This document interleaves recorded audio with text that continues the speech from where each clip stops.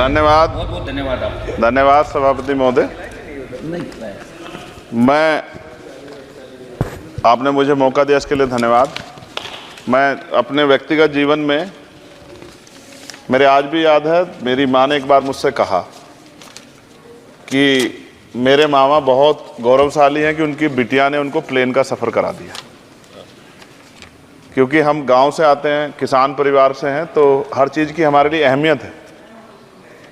मैंने भी ये तय किया था कि मैं अपनी सैलरी से अपनी माँ को एक बार हवाई जहाज़ का सफ़र ज़रूर कराऊंगा। अब हालात ऐसी हैं, आप बेहतर जानते हैं, हमने देश भी जानता है, सब लोग जानते हैं कि गरीब आदमी हवाई जहाज़ में सफ़र नहीं कर सकता। प्रधानमंत्री जी तो कहा था बहुत दिन पहले कि चप्पल वाला जो है हवाई जहाज़ में सफ़र करेगा, लेकिन आज हालात ऐसे, किराया भाड़ा इतना बढ़ गया है, ये नीतियाँ हैं उसकी वजह से, कि गरीब आदमी सफ़र नहीं कर सकता है। गरीब आदमी तो ट्रेन में एसी के डब्बे में सफ़र नहीं कर सकता, इस तरह के हालात।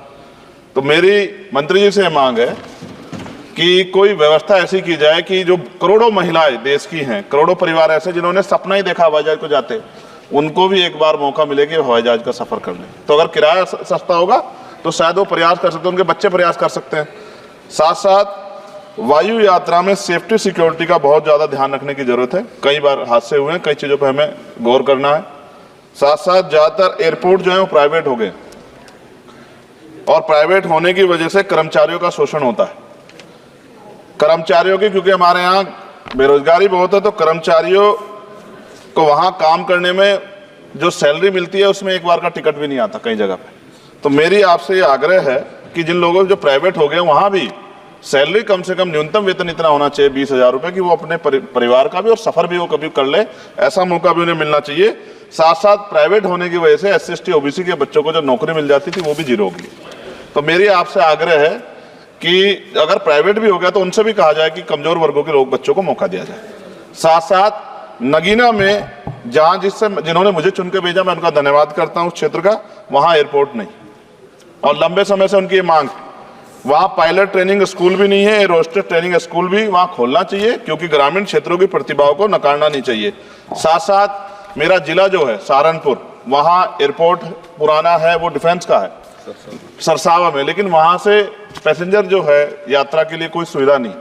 और साथ साथ एक जगह है छुटमलपुर, क्रांतिकारी जगह है, जहाँ हम पैदा हुए, क्रांतिकारी जगह है ही वो सर।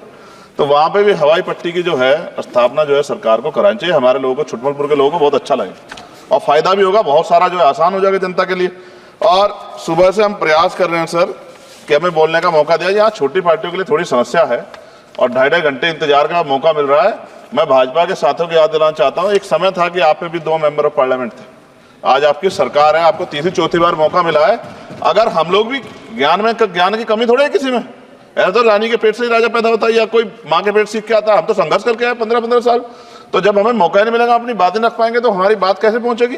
साथ साथ मेरा आपसे आग्रह है, ये मेरी मांग नहीं है, ये पंजाब के लोगों की मांग है। देश के प्रधानमंत्री जब कह के आए थे पंजाब में, कह के आए थे पंजाब में कि जब आदमपुर एयरपोर्ट का नाम जो है सतगुरु रविदास जी महाराज के नाम पर करने के लिए कह के आए थे प्राइम मिनिस्टर।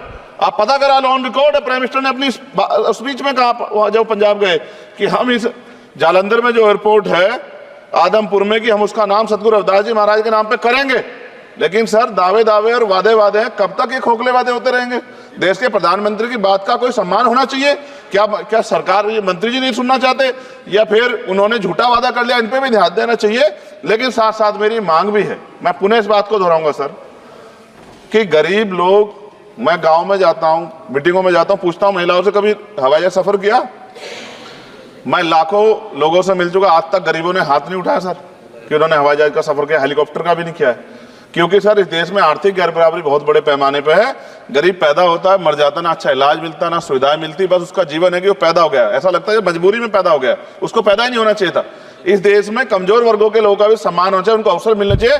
सरकार की योजनाओं में गरीबों की हिस्सेदारी होनी चाहिए, इस बात का ध्यान जो है सरकार को रखना चाहिए। और अगर सरकार नहीं रखती है तो वो सरकार सर गरीबों की नहीं हो सकती है। नौजवान जो है मंत्री सरकार ने दिए हैं, और मुझे उम्मीद है कि एक नौजवान दूसरे नौजवान के दर्द को और गरीबों के दर्द को और ग्रामीण क्षेत्रों के दर्द को समझेगा। और मुझे भरोसा है आपके ऊपर, आपकी शैली के ऊपर, क्योंकि पिछली बार भी विषय उठा था। हम जाते हैं सब लोग कि आप इस बात को इस बार सफल करने में कामयाब हो जाएंगे। मेरी मंगल कामनाएं भी है कि कोई गरीब परिवार आपको प्रार्थना करे, दुआएं करे कि आपने उनको ये मौका दिया, वरना आदमी पैदा होता है भारत में और गरीबी में मर जा, हजारों साल चला। अब भी आज़ादी के 75 साल बाद भी अगर ये नहीं हो पा रहा है तो इस पे हमें गौर करना चाहिए कि क्यों नहीं हो पा रहा। कई सीनियर साथी हमारे यहाँ हैं, मैंने उनको प्लेन चलाते हुए देखा, मेंबर ऑफ पार्लियामेंट होते भी। मेरा विश्वास है कि अगर इधर से भी और इधर से भी सब लोग जनता के विषय में सोचेंगे तो जनता की जिंदगी आसान होगी, जो कि अभी नजर नहीं आती। और मैं फिर आपसे आग्रह करूंगा, आप चेक कराइए, SC ST OBC के बच्चों को वैसे ही नौकरी नहीं मिल रही है, और जब ये पूरा सेक्टर प्राइवेट हो जाएगा तो क्या रिजर्वेशन करेंगे हम लोग? क्या फायदा रिजर्वेशन का? जब SC ST OBC के बच्चों क्या रिजर्वेशन का फायदा? गाली तो खाते हैं इस नाम पे, लेकिन रिजर्वेशन ही कहां मिलेगा जब सब प्राइवेट हो जाए? प्राइवेट वाले कहां दे रहे हैं? तो उनको कहिए कि प्राइवेट सेक्टर में मैं विधेयक लेके आया, निजी विधेयक, कि प्राइवेट सेक्टर में SC ST OBC के बच्चों को मौका मिलना चाहिए।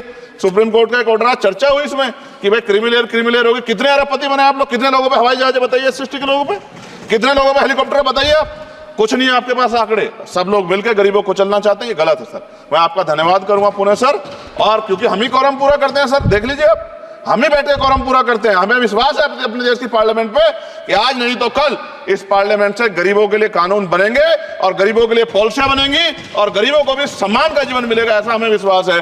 मैं आपका धन्यवाद करता हूं और मुझे उम्मीद है नौजवान हमारे मंत्री से कि वो गरीबों की बात को सुनेंगे और हम लोगों की पीड़ा को समझेंगे और हमारे क्षेत्रों में काम कराने का। धन्यवाद।